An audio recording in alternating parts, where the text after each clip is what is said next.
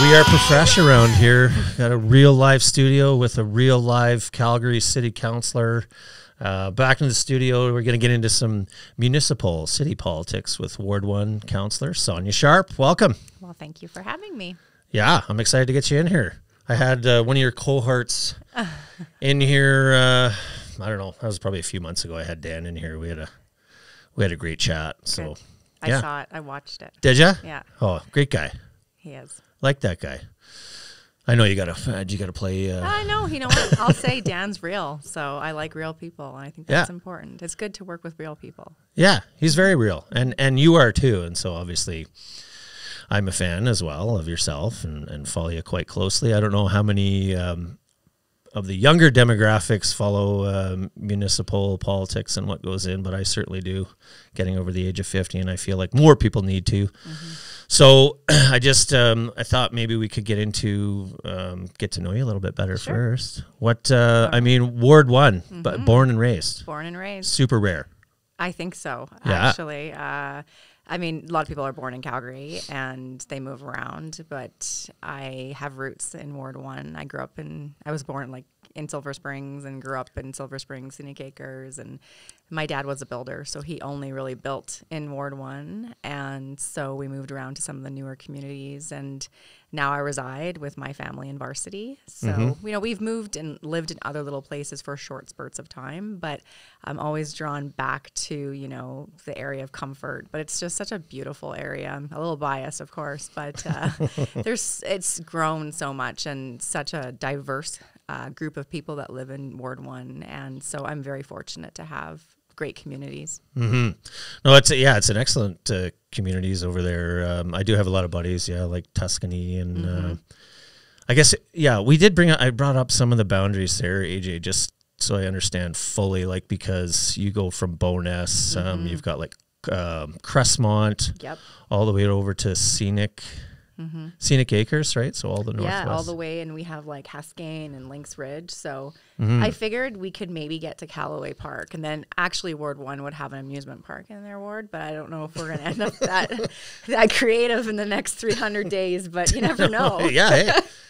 Yeah, take a swing. I could just bring a notice of motion. Just bring it up. Just say, can I just annex Callaway Park? Yeah, what the hell? Just want to try to have some fun over here. Totally. Well, that Crestmont area seems to be, they're building that up quite a bit. Yeah, there's a lot of people that live in Crestmont. It was interesting when I decided to run and finding out that Crestmont was part of Ward 1 because it's on the other side of the other side of 16th Avenue. And so door knocking, that little community, it's growing. A lot of new development going in. Most recently, I think even Avi is building some new places out there. And so it's also so close to the highway that people that live in Valley Ridge, for example, they want to be closer to the mountains but still be able to get downtown, and good community. Agreed. We actually looked at it, my wife and I. We did look at it. Our only concern at the time was the one entry in and out. However, I did live in a community like that in Discovery Ridge. And Valley Ridge is like that. And Valley, yeah. So, I mean, we were just being picky. It's a beautiful area. You have to be picky when you're finding somewhere to live. That's right. It's kind of important. It is. Yeah, got to be comfy. So, born and raised, and also, and you've got two boys. Two boys, We were just talking earlier. Hockey, puck passing. Yeah, hockey, soccer, they keep me busy. I think what's important for the youth of today is for them to be busy too. And, growing up, that's how my parents kept me out of trouble. Play sports, and they know exactly where you are all the time. So. Yeah. What kind of sports were you into? I actually was a competitive swimmer. And so, and I played a little bit of soccer, but didn't compete. And so I swam, and then I played a lot of high school sports. So I am an alumni to the St. Francis Browns, and I played basketball. So go Browns. Go Browns. Great football team. Awesome. Well, and so, and I did see, I know, obviously looking into, some of your past and for what's available out there, I guess your first... Well, you tell me what's available out there. There's all kinds of stuff you can get into. But I just found, obviously you've been working with the city for 20 plus years. I have. Right? I didn't intend on staying, like being that long. You know, Sure. I started out as a lifeguard. That's where I was going with that. Yeah, taking over my dad's business when I was in my early 20s, because I went to university to be a teacher, and then I came back because my mom wasn't doing well health-wise, and so I helped my dad with the business. But you don't pay yourself when you're a business owner, and so you realize that real fast. Yeah. So I just went and got a job at the pools, and I started at the city, and so I started teaching swimming, lifeguarding, and then it was like kind of, you kept the gig going while you ran the business. And then I ended up going to SAIT and getting into kind of construction, because you kind of need some papers while you're on site to be like you have some credit when you're running a crew.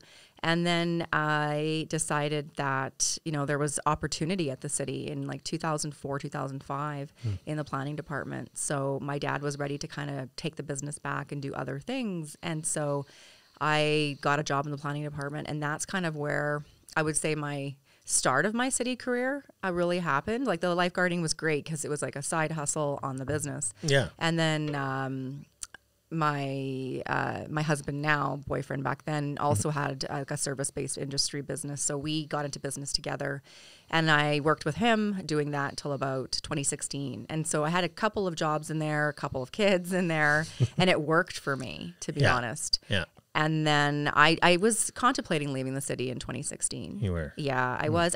I wanted to get back into the business industry. I wanted to get back into construction, but I did have a manager that kind of steered me into a different direction and said, we have this opportunity coming where we think you'd be a good candidate if you were interested. And it was a new position where you would be liaising between the city and the business community. So like a small business coordinator. And I was like, I think I'd like to do that. Yeah, that'd be in your wheelhouse. Yeah, so I applied. I was successful, and I did that for a couple years, and then COVID hit, and I was a blessing in a way. I ended up with a great team, big team, right in the city manager's office, and running the business and local economy portfolio until I decided that I had enough at the bureaucrat level and quit and ran for council. Now you're here. Now I'm here. One of the big dogs at the big table. At the table. Downtown. Yeah. Mm-hmm. Well, I have to say, I'll just what some of my friends were saying at the time who lived in that neck of the woods. A lot of them are in the energy sector, just because that's where I toil. But and these are just off the cuff comments. But at the time, some of them said, "Yeah, gee, I don't know, city embedded, been there forever." Those are some of the comments. Every single one of them, I don't want to say flipped. They love you. They do love you. Anybody I talk to seems to love you, but especially these of your constituents. They do love what you're doing. So it seems to me that it's refreshing because you're not going against the grain. You're speaking for your constituents. Yeah. Right? Yeah. And I understand where you're coming from, because when I was on the doors, people would ask me that. They're like, how could we trust you? You worked at the city for so long. And so this is kind of putting in perspective. How many people do you know after 20 years of a paycheck every 2 weeks decide just to quit and go take a huge risk, go to the other side and fight the bureaucracy? Yeah. And so I figured I was well positioned to do that. And, it was a big risk, and business owners take risk. It was a risk for my whole family. All of a sudden, quit, and now mom doesn't have a paycheck every 2 weeks. I had a great support team to do it. And so I do get those emails from people saying, we did not vote for you. And wow, what a difference in what we thought. And, and I think that's really, it's okay for people to change their minds too. Yeah. So you got to know me a little bit, and that's okay. And I don't criticize anyone for not supporting me when I was running. And now knowing that I have their support and won that over is incredible. And how can I support them with their voices at the Horseshoe? And that's my job. And I look at things that come to us as a council, and I think I might actually personally think this is a great idea, but my constituents don't. So I have to represent them. That's right. Or vice versa. Maybe I think it's a really bad idea, but they really want it. So I'm going to support them too. You're trying to balance, have that fine balance there. And you do need to bring in that political lens, but you also have to bring in common sense. You just have to. And, a lot of people don't get involved in municipal politics. And I'll give you examples of my friends and family. They will say to me, I didn't realize how much you affected my day-to-day life. And it's a good point. You know, like if you drive it on it, you walk on it, you drink it, you breathe it. Like we are there around all of that. And then we have to work with our provincial and federal counterparts for things that don't belong in our jurisdiction, but we have to advocate based on our municipalities. Yeah. No, I'm with you there 100%. Yeah, I was just thinking of, so when you got into it, so you were irked. Were you irked by what you saw going on down there, or listening to your constituents, or, I mean, because you were working there already? Yeah, I wouldn't say irked. I was very frustrated with what was like what I could see was happening. I knew I could do more. And obviously, when you get to a certain point, you got to be very careful, right? And, you know, I had to go through so many hoops just to get to where I was at in the city manager's office because I didn't have a million letters by my name. So I had to fight to that point. And I felt like I was always fighting for my position at the city. Yeah. So when I finally got to where I wanted to be, it was great. I had a lot of successes. I had a great team. We removed a lot of barriers during COVID. But then I was like, you know what? There's more to do here, and I can't do it from the inside. And I would hear from constituents that I knew just every day, or I would hear from the business community. And I thought, you know what? The only way you're going to affect policy and change is by getting out of the ingrained, embedded every day to being able to control things that may or may not be able to like vote on, right? Like, yeah. So things were coming that when I was in administration, I would see the last council bring, and I would be like, what is that? Or why are you even doing that? Right. What is the point of this? What exactly? And so now at least I have a say of what's the point of this, or yes, we should be doing this. And so I've learned a lot. Like, you know, those first 6 months you get in there, even as an ex-city employee, you might not be drinking out of the fire hose like some newbies, but there was a lot of things that I was like, this isn't right, you know? And so then you start to learn, and, you know, and every day you learn something new. Yeah. But I'm really happy I did leave.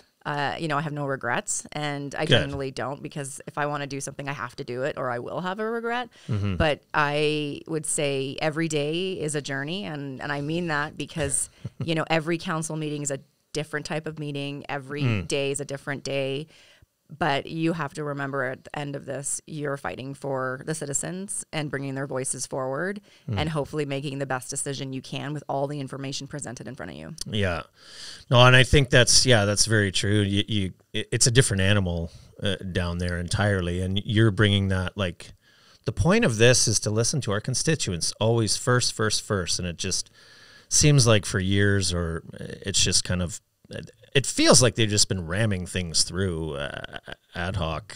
You know, anyway, I got frustrated too, and that's why I started following more closely the downtown politics, municipal, because I'm heavily federal and provincial, but now I'm heavy municipal, and I have you and Dan to thank for that. That really got me to follow it closer, what was going on down there.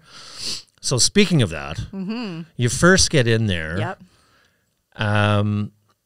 And so Mayor Gondek's first order of business, talked about it with Dan. She declares an emergency. Day one. Did not run on that. Nowhere in it. And I did hear from others in the builder and home building and construction communities.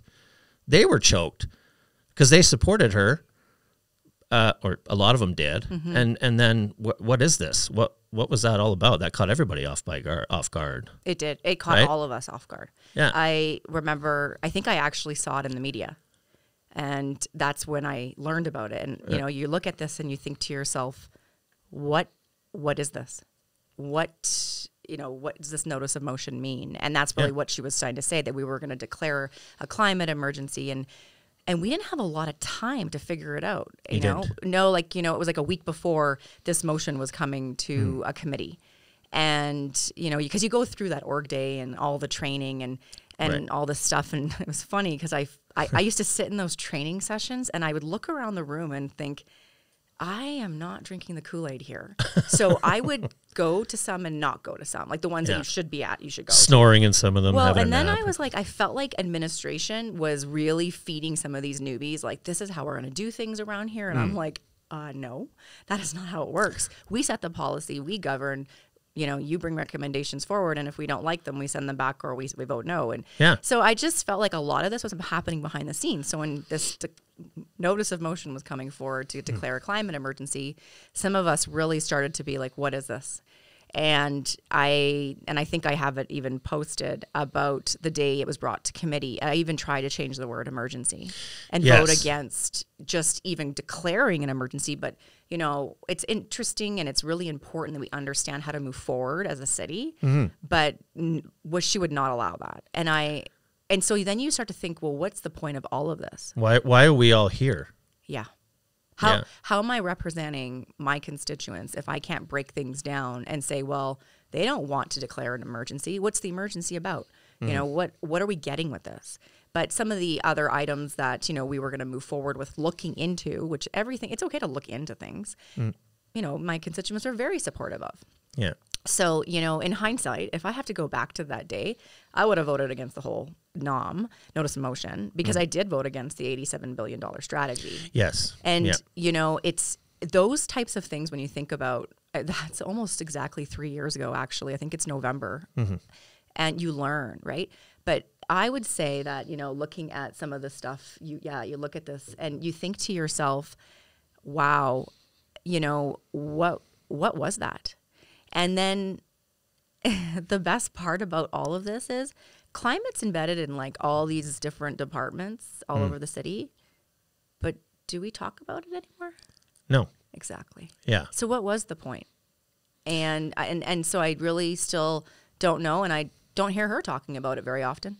It was just, it was just driven through right out of the gate without talking to anybody. And like you said, I did, we looked into the voting and all of that stuff. And you were okay with, like you said, looking into climate, resiliency initiatives, the strategy initiative. And so you put a motion to change the wording to a phrase. Opportunity. I think I used, how about climate opportunity or climate initiatives? Oh no, there was no having any of that. We had to be climate emergency. And you can't another thing is when we talk about emergencies, and we've been in many, people take that word seriously. So, we shouldn't take the word emergency lightly and use it in our, our notices of motion unless it means something. Yeah. And so there was a lot of pushback on that too. And people are like, what kind of emergency is this? People could say that council's an emergency because we're in a, we can't see eye to eye, past 8 types of as a voting block.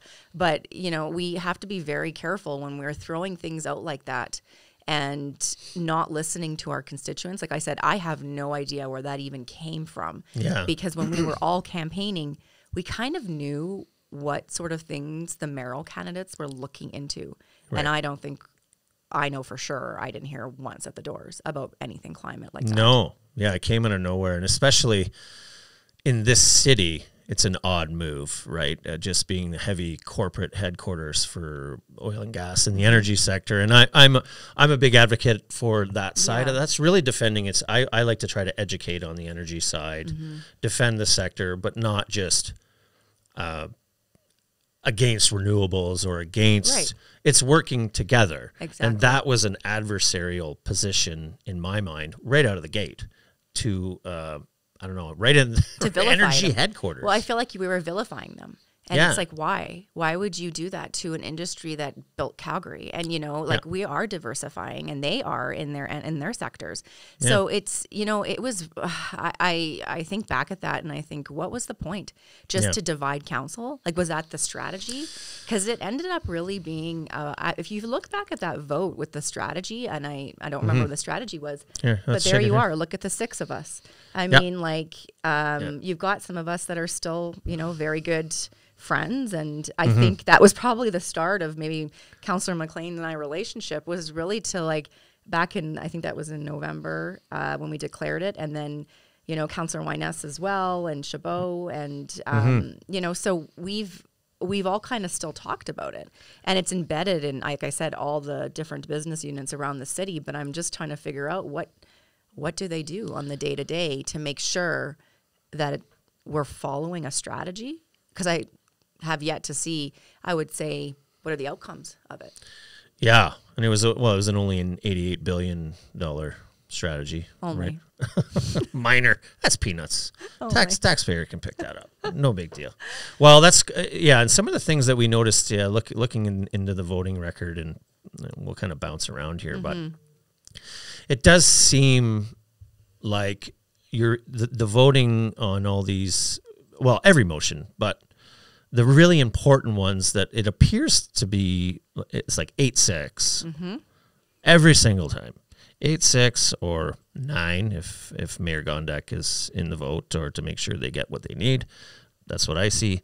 It's usually the same people kind of voting. I don't want to say together, but how's the relationship down there? Is there a complete divide between the 6 and the 9, There are some members of council that I would say probably don't speak to each other on the daily. Is that right? Yeah. I would say that the 6 of us that vote together are representing their communities. They're listening.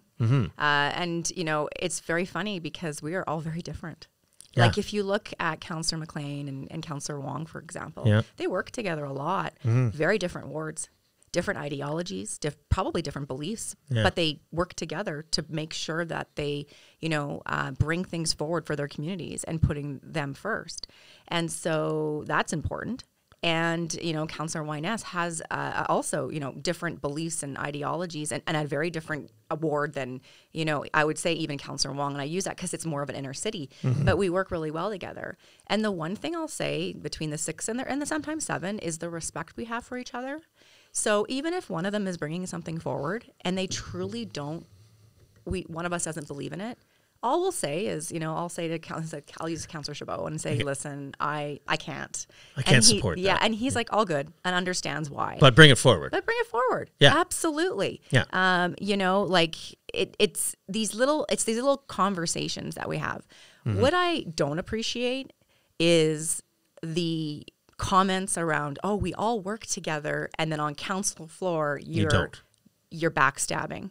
Yeah. And it's very apparent what's happening. And you use the procedural bylaw to get your way. And don't get me wrong, we all need to understand the procedural bylaw. But if those members of council don't think people see it, they do. People are not stupid. Yeah.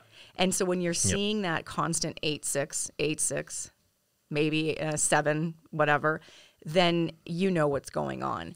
But there was a voting block from day one. And that was part of the slate that, was elected. And, people lumped myself and Councillor Wyness in that as well. I think that group of people might be regretting that, but we're very individual. We're all individuals. Yeah. And so we think for ourselves. And so even up to yesterday when we were voting on certain things, you can hear it in people's debate. But again, last night, how many 8-6s did we see? A lot. Yeah, a lot. It's just the same thing over and over. Same thing. Yeah. Well, and obviously you also had a busy summer. Yes, very busy summer. You have to talk about the water break. Sure. And then it's coming into play right now with your budget deliberations.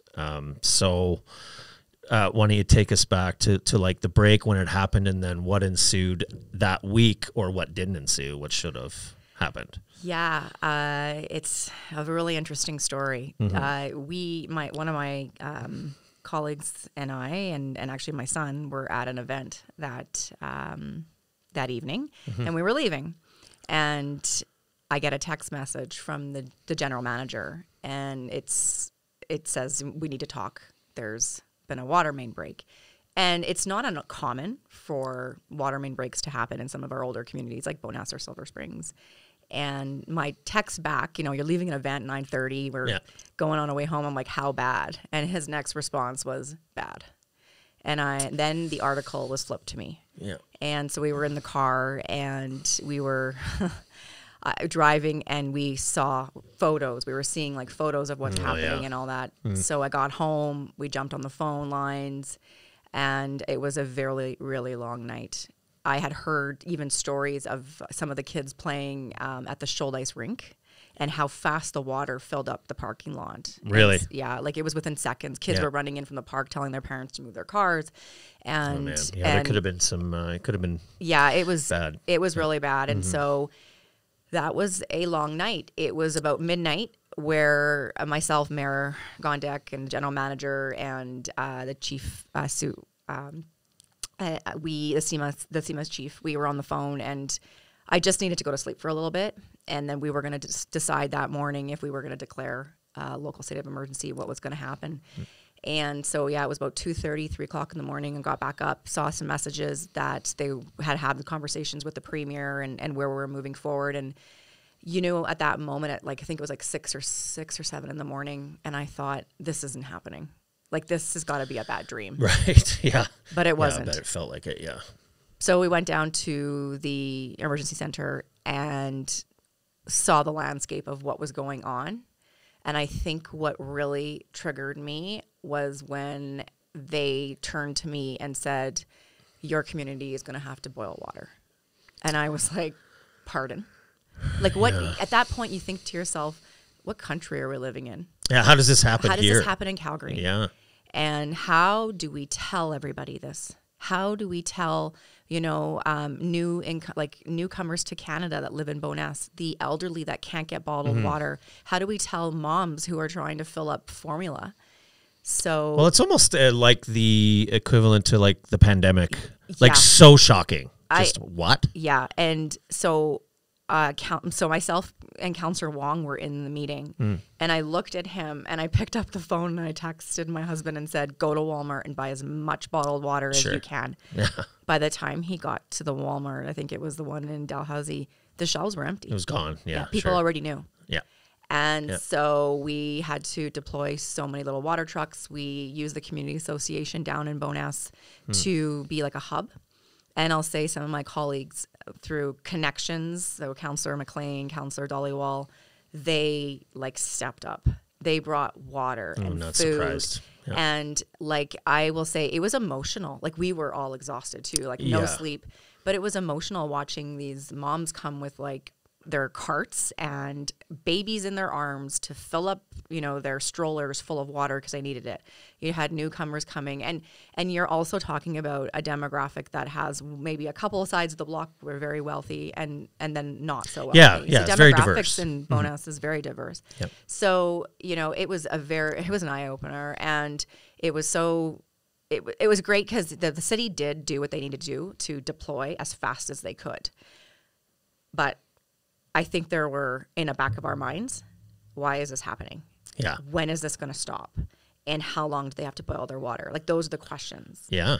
And people, then the frustration started to happen amongst the community. Yep. Why is it Bowness? Why has this always happened to Bowness with the flood, you know, and everything else that happens? And so there were it was managing the emotions down there, and it was also making sure everyone had water, because that's your job.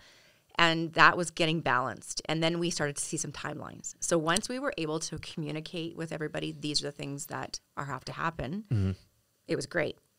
But then the bigger stuff started to happen, where all of a sudden the whole city now was affected by this. Yeah. And trying to explain, you know, even other people that lived in our ward in like Tuscany or Royal Oak or Rocky Ridge, why do they need to follow restrictions? This isn't happening to their area. Or, you know, in Mahogany, people would say, well, why do I have to? Yeah, how does this affect me? I'm not in the community. So just to be explaining that to people. And then everyone, you know, there was opportunity to watch the daily updates from the emergency center, but people aren't paying attention to that. No. So your offices become their point of contact. Well, and they're looking at social media. I mean, exactly. Whatever pictures people are sending. Exactly. Yeah. So, you know, we got through, I would say, that phase. We slowly returned back to normal. And then right before August long weekend, I got that phone call from the city manager, and he says, I need to have a meeting with you, the mayor, and Councillor Wong. And I remember thinking, well, this isn't good news. No, can't be. Can't be. Yeah. And I like remember that. It was like yesterday. I was actually in my car when I took the meeting, and I was like, this is not happening again. And they're like, it is, except now it's going to affect a whole residential block of people in their homes who may not be able to live there during the construction. And it's almost like time stops for you a second. Yeah. And, you know, in one way, this is why you do this job. these are the things you get out there and you're on boots on the ground. Yeah, and step up to help. Yeah. Yeah. And another way, you're thinking to yourself, how did this even happen again? How did we even get to this point? Now we found another 18 or whatever. So a lot of questions. And I will say that second time around was harder than the first time.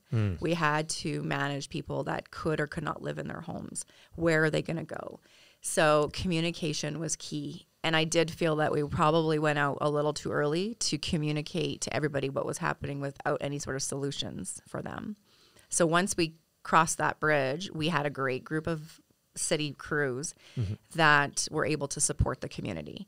But it wasn't easy. And, we did have a wrap-up party with them, and they were telling us a little bit about the 24-hour construction. Because you can go down there during the day, and that's one thing. Yeah. But when the constant vibrating sounds are happening while you're sleeping and the banging, it's hard on people. It's hard on people's mental health. And it's hard for a community that now this is your second time in 30 days that you're affected by all of this. Yeah. And then again, the whole city is impacted, back to stage 4. And, I don't know how many times I was reminded by my kids, well, you guys ruined our summer. And, and you think, yeah, we probably did. And then you think to yourself, okay, well, we'll get through this and we'll find out why. And, I'll honestly say to you, I still don't know how this happened. No. And that's what's frustrating about all of this. We're going into budget deliberations with a much higher anticipated tax rate than we told Calgarians.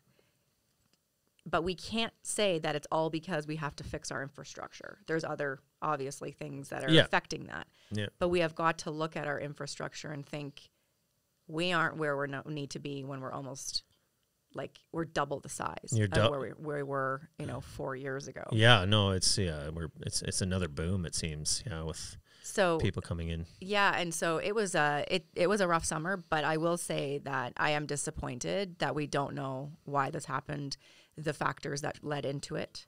There's a lot of talk about, the past councils not investing, and I'm sure they didn't. We can look back and look what they voted for. But we've got to take things into account now, and we are the ones in charge and in control of what we can put forward. But it's also that we have to take care of our communities. Because, we will have a water main break again in the winter. It just doesn't, there isn't a winter that goes by. We just had one 3 weeks ago in Councillor Wong's area. So these things are happening, but we really don't know if it's from the main feeder. No. And, we don't know what's underground. That's the other thing until you get down there. So, well, and they say these pipes are 100 years, but, how do they know? Well, and things were different, right? You look at the soil and everything around that area. What did it look like, 100 years ago? And then cities like Montgomery and Bowness, thinking about, they only came into Calgary in the 60s. So they've been there a very long time, and there was different infrastructure back then. So there's so many unanswered questions that, we're still disappointed that we don't have the answers. Yes, there's going to be a third-party review and all of that, but when is that report coming to us? Well, that's what I was going to mention was you're waiting on this third-party report that they're now saying is going to be December, and potentially, and then you're going through budget deliberations, and people can have their say on November 18th, I think. Yep. Come down and speak their voice and be heard. Yeah. But AJ, can you play that clip? It was actually just from last night. Here's Sonya speaking just about her concerns with the delay of this third-party report. My community of Bowness has to endure another boil water advisory from now till the end of next summer. This is not going to go well. There's got to be parameters around the fact that, we're asking for money on infrastructure, which is much needed, but we also need to understand what factors caused the break to happen in the first place. There's got to be some checks and balances to know what some of these old communities, their infrastructure probably is failing. So what are we waiting for? If we have to wait for the third-party report, so be it. But I do believe that there's going to be members of council here just kind of taking, I would say, strategies in our own hand to defend our communities moving forward. That's our only choice. So, safe to say you're pissed, right? As you should be. And so, how's this going to factor into your budget? What do you factor in if you don't even have the final report? Well, I mean, the budget is available now to members of council. I'll be looking at that today, and I'm going to be looking at how much money has been obviously allocated for infrastructure. Yeah. My whole thing, though, too, is you can't just throw money at a problem and then hope it goes away. You need to fix it. But there needs to be reports, and there's got to be an understanding that if you are going to put money towards something, let's hope it doesn't happen for 50 years. Because, I mean, if this is a 50-year thing, okay. But it doesn't seem like this is a 50-year thing when it's happened twice in one summer and then breaks are happening. So I will be looking at what's being put towards infrastructure. My other beef with the budget is a little bit around the increase to the water rate.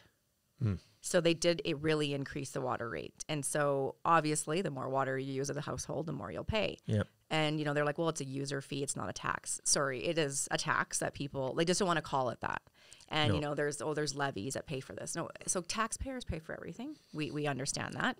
But especially with fundamental use every day, if people don't use as much water, of course they're going to pay less tax. But like it's common sense. Everybody knows that. Yeah. But I think, you know, what we have to look at with communities like Bowness and Montgomery is they're probably not the same as a newer community like, you know, Crestmont or Haskayne or Tuscany. They were built and survived as villages and towns for many years. The other thing we have to look at is what are things that happened 10 years ago when the flood happened? And like they were so affected by groundwater seepage. Yep. So I just feel like we're not getting all the answers from administration. I'm not going to say they're hiding anything, but what do they not want to tell council? Or what was their previous council saying? We're just not interested in that. But whatever is, we have to find out and we have to fix it. Yeah, And so it's like, it's here, it's in front of us, so let's fix it. It's prudent, yeah. Yeah, and I would say a lot of members of Bowness and community members of Bowness, they also have no confidence in the city, and we're hearing that. And so, you know, you have to, on one hand, be able to get as much information as you can from the city because you represent the city, but you also represent your constituents. And do I think they have a right to not trust like, you know, the city or trust what they're hearing? I have to agree because I don't feel like I even get the answers. Yeah. So, you know, when I made the comment about, you know, members of council taking strategies in our own hands, we will. And that if that means we need to understand that we're going to remove money from maybe some projects that really can be put on pause or bring forward things to notices of motion to protect our communities, we're going to have to do that. Yeah. And that's really what our job is, instead of just thinking this is going to go away. And, you know, a lot of the messaging coming from administration is, well, we were going to do these inspections anyways, and it was going to happen anyways. I'll tell you one thing. How come we never knew about that? How come I've never even known about this whole we were going to do inspections? How is this not on the radar? And then 2 weeks ago, I find out that there is a whole South Bear Spa main that they're looking at. We knew that they wanted to build the north one, and we kind of knew that was in the books. And now talking about something that's totally, you know, coming forward, and I'm like, well, who's paying for that? Well, it's just we're just talking about it. How about don't talk about anything unless you're ready to defend the cost, when, and how? Yeah. And so, you know, because you put these things in everyone's minds and then nothing happens. The other thing is we're a big city and we have a big city on Little River, right? And so we have to make sure that we have these facilities to support the infrastructure around our city. And we also use, you know, I mean, Airdrie uses our water and there's other little, so how is the province factoring into this? Right. So this is the other thing. We have to be working with like provincial, maybe federal, and saying, okay, well, hold on a second. We've had some issues in Calgary. How can you support that? We're supporting other municipalities outside of Calgary. So we've got to start thinking like that as well. And that goes just with having better relationships with those levels of government and working together to support the bigger municipalities that support the smaller ones around. Well, very well said. Yeah. And I mean, it seems like you got a bit of an uphill battle in that sense, just a wee bit. Just a little bit. But you mentioned in your talk there, you know, maybe putting a pause on some things. And so it just reminded me, so speaking of a pause, the Green Line. Yep. you, well, I mean, it's quite the debacle, and you can break it down. But Sure. My understanding of the Green Line, we had an approval for a Green Line that went all the way out to Seton Hospital, I think, initially, or like Corey Park, Douglas, Mackenzie. Yeah, like there was the Green Line vision. The vision, from the last council that went it went from Eau Claire all the way to like Seton. Yeah, that's right. Yeah, that was the initial. Version, and then there was a newer version that was drastically shortened, double the cost. Yeah. Tried to get this put through. The province says not approving that. In my understanding. Yeah. So council was presented with a shorter version and. The stump everyone calls from 4th Street to Linwood. Yeah, which would do nothing. Well, something for that area, but you're missing what was it was intended for. I think, it's interesting because a lot of people talked about, ridership. And I don't know, we weren't really given enough data to say the ridership was going to be like high from 4th Street to Linwood and to get to Eau Claire. And so we have trains that get to Eau Claire. You got to walk a couple blocks. Yeah. So it came to council. I didn't support it based on the funding mechanisms and what Calgarians were asking for. The ridership and the need was to get south or from the south downtown. That's right. Yeah, that was the whole point. Yeah. So I voted against it, and it passed. But the one thing is there was still some checks and balances from the province. Like they needed to see the business case. Yeah. So, we have the vote at the end of July, fast forward into the summer.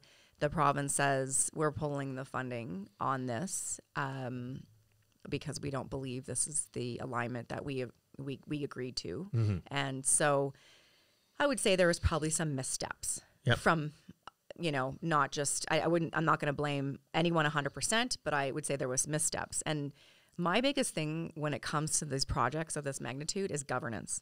And it's the people that are the decision makers that need to be speaking to each other. Yep. So council should have probably been speaking to the province a little bit more than they were. And so, this all comes to a head. We have to bring something forward because, council received this letter, they're pulling the funding. And then there's this motion put in front of council in September saying we're winding down the project. We're done. The province said no. Yeah, it just seemed like a pissing match. Well, and it's a knee-jerk reaction that's not new to some members of council. Okay. This is what happens when they don't get their way. So we bring this forward, and some of us talked about it, and it's like, is this the most appropriate thing to be doing? Just throw our hands up and walk away? Yeah, because shovels were in the ground. Like they'd started the pre-work, and Calgarians were banking on some sort of rail. So isn't there an opportunity to look at this and say, can we get back to the table? Can we have a conversation like adults? And, so myself, Councillor McLean and Chabot, Wyness, and Wong worked together on bringing something forward to kind of press pause on all of this wind down because we were going to lose staff. We were going to lose knowledge. Yeah. And maybe re-look at what's going on, but really just pick up the phone and call the province. So we brought something forward. It failed. And this was like you put a motion for a 90-day pause to kind of like reset and renegotiate. Reset and renegotiate. Yeah. And so that failed. So in the meantime, when it failed, Councillor McLean and I quickly drafted a little bit of like a post vote, so a motion arising of kind of retweaking it so that maybe that'd be more palatable to like everyone else on council. Maybe they reconsider, yeah. Yeah, and so that ended up passing, which is really funny because we're exactly where we were going to be if that initial motion had passed. Yeah. And what we really wanted is for members of council and members of the Premier's office and maybe the Premier herself to sit down and talk about what happens if we don't do this project. What happens to Calgary if we don't deliver on a Green Line? And what can we do to work together? Mm-hmm. So there is a working group that's been formed. I am not on it. Councillor Chabot is on it and Councillor Demong are on it and the mayor. And they work with the Premier's office. Herself, I believe Premier Smith is on it as well. And so they meet, I think, every week or more than once a week to talk about how they can move forward. And we owe it to Calgarians to have these conversations. So at the end of the day, if this comes to us in the end of the year or early January and we cannot fundamentally afford or build a green line, we gave it the old college try a second time. Yeah. But you can't just throw your hands up in the air and walk away and expect that everyone's going to be okay with that. They're not. Well, if I can offer my opinion on it, as an armchair politics follower, it just felt like when that seemed very sensible for you to say, let's pause. There's also the ticket of the cost to the taxpayer on the wind down, which was $1 billion. $1 billion. Oh, $1 billion. I was going to say something much less. Well, it's just under. Okay. But I mean, there's cost to wind down. There's a cost to the wind down. Oh, yeah. Yeah, because you've got all your procurement and your contractors and the shovels and everybody's in the ground. And reputational risk. Yeah. When you walk away from projects like that, what is that telling people that want to work here in Calgary? Yeah. Oh, don't work here because we can't get our stuff together, and we just, when we don't like what we get, so we walk away from it. No, that doesn't how you do business. Sometimes I will agree, as a business owner, you cut your losses and move on. But that's a risk you take financially on a personal level. With this, you're using taxpayer money. So what is the risk of walking away? Yeah. Well, yeah. So like I was trying to say, I just feel like by saying, let's throw our hands up, no, we're not doing it, it was almost like, let's attack the provincial government. Let's try to strong arm them and make them look bad. That's what it looked like to me.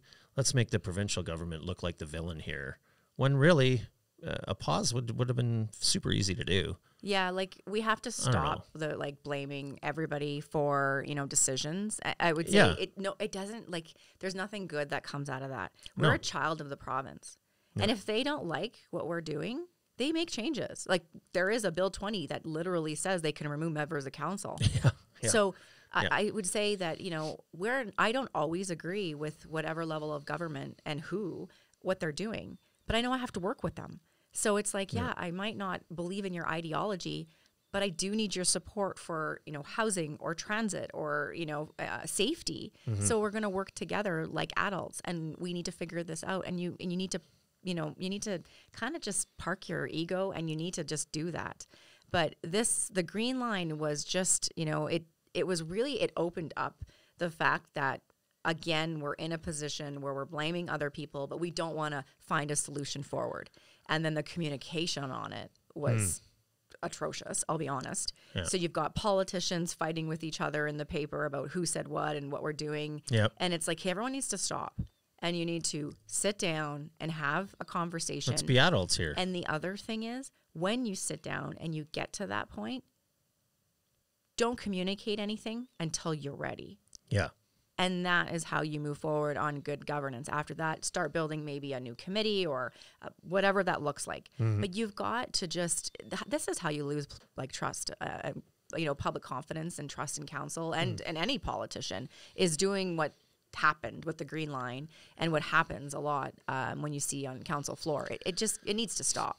Yeah, just like to spout off and put things out there before you've even gone to the table. Well, thought it through. Yeah. Yeah. Well, and what do you think, just heading into, you're getting back to the budget, you've been also against, property tax increases, which are incoming. What are your thoughts on that? Well, I have a lot of thoughts on the budget.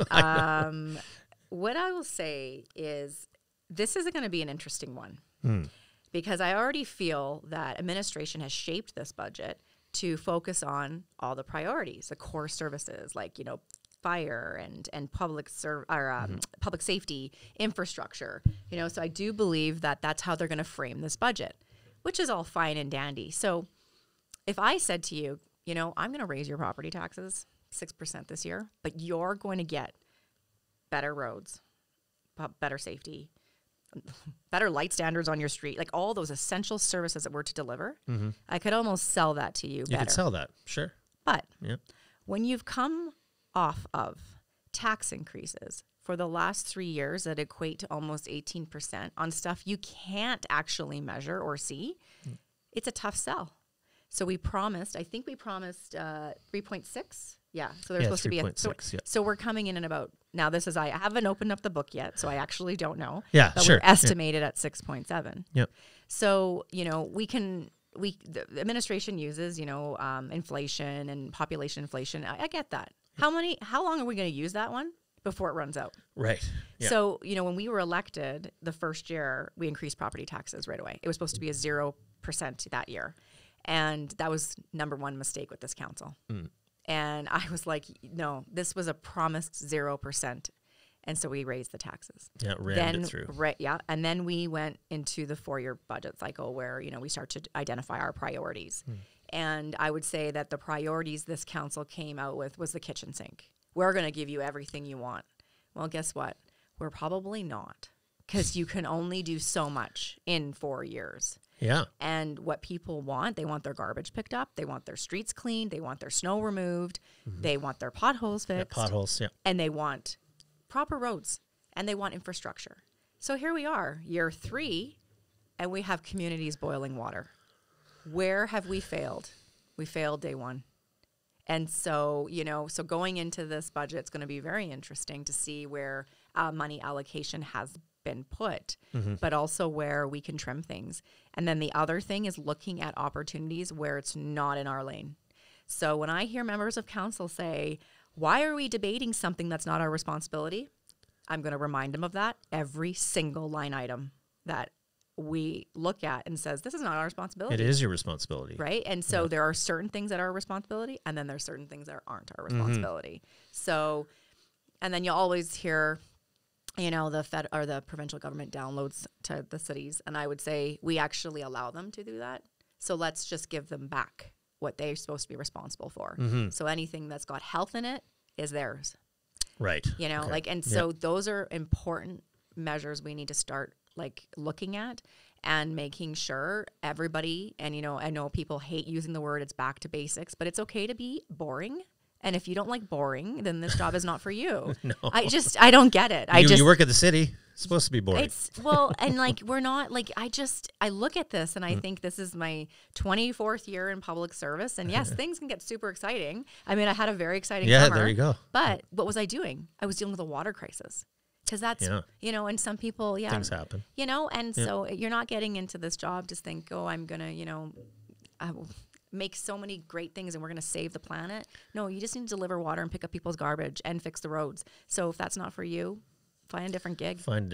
Yeah. Well, it would be like moving a mountain, I'm sure with some of these issues to tackle, right? Some days it feels like that. But you have to have I'm not going to say thick skin. Sometimes you just have to laugh it off and just, walk away and know that you have a really good support group in system and good colleagues to work with, and just look at each other and think this is happening. Keep right now. swinging. Yeah. Keep fighting a good fight. It's okay. How many times can you get punched before you're like, I'm done? But I think I still have the fight in me. So it's, clearly you do. It's Groundhog Day every day, just taking the beats and trying to give a few out.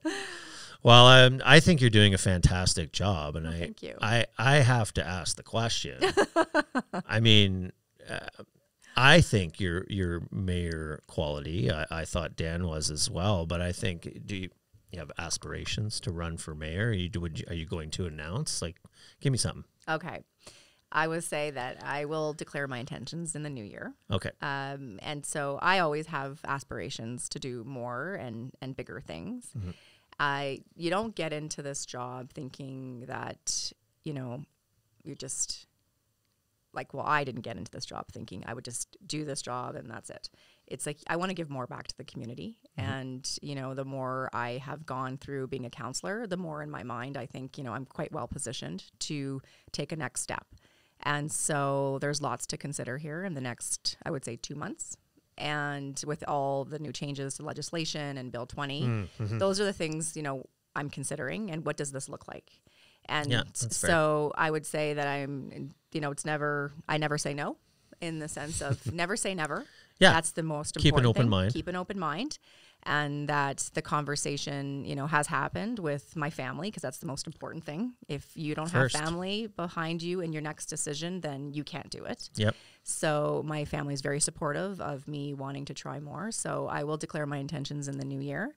But in the meantime, I've got to get through budget. I have a job to do. I have to represent my constituents. And when I'm ready, everyone will know. Everyone will know. Yeah. No, that's fair. I have a question regarding the budget, just because I don't know,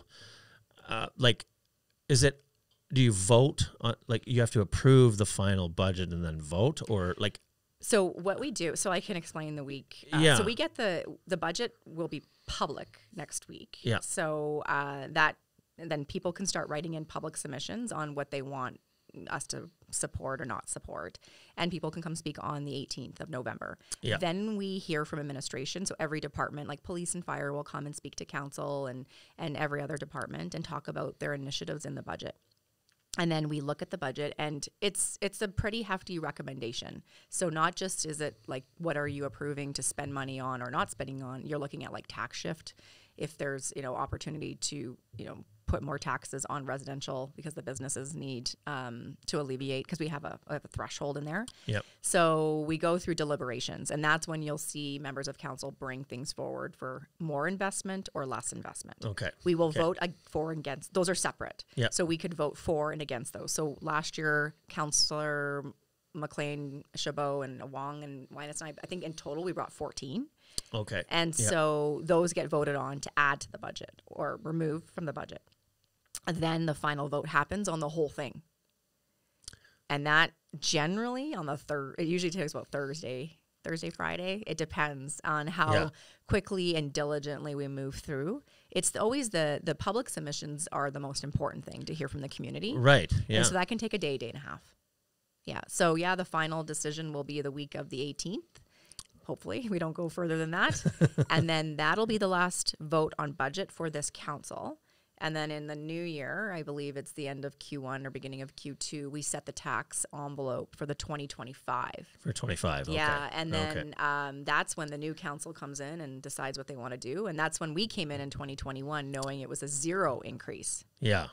That we increased. So that'll be also very interesting going into 2025, setting a tax rate. Yeah. So that'll be interesting to see if there's any members of council that supported a tax increase for the last 3 to 4 years that now want zero. Now want zero. 2025. Magically. Because they want to get reelected. Yeah, they want to get reelected. Yeah, so. It's pretty clear. Yeah. Well, hey, we beat it up pretty good. That's Thank you. We were bang on. I think we nailed everything. And I was going to touch on the blanket and the rezoning and everything, but I did hammer on that with Dan, and I know I know where you stood on all of that. So I just appreciate you getting in here and yapping with me, and I think you're doing a fantastic job. Well, thank you so much for having me. This was a lot of fun. We'll see what the decision is in the new year. We will. Awesome. Okay, thanks.